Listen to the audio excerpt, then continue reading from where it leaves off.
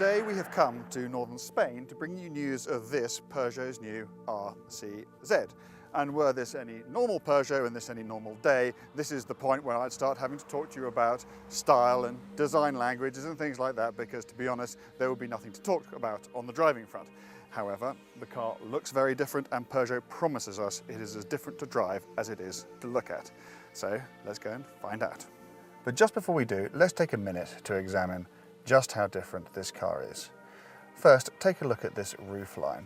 The double bubble roof with its double bubble rear windscreen is the sort of thing that you'd normally only find in a concept car, yet Peugeot has been sufficiently wedded to the concept to take it all the way into production, and they tell me it's unbelievably expensive to do.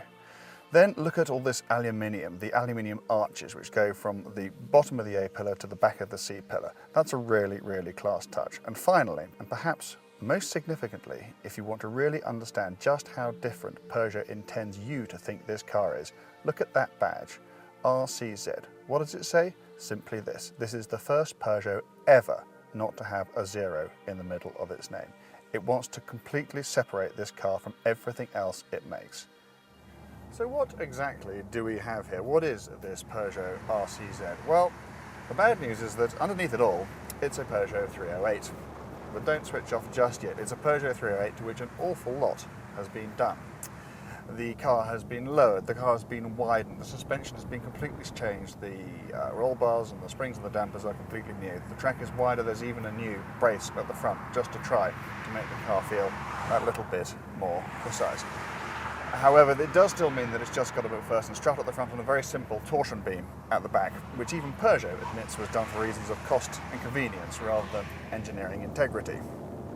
You can choose your RCZ with either diesel or petrol power. This one has got the full 200 horsepower 1.6 turbo motor, and it's just as well that it does, because performance is really rather modest. The engine's very smooth, got a good spread of torque, but it's not exactly going to set your hair on fire. So, question one. Is this the first Peugeot to have been built this century that's actually any fun to drive? And the answer, and with a huge sigh of relief, is that yes, it is. By any standards, the RCZ is a fun car to drive.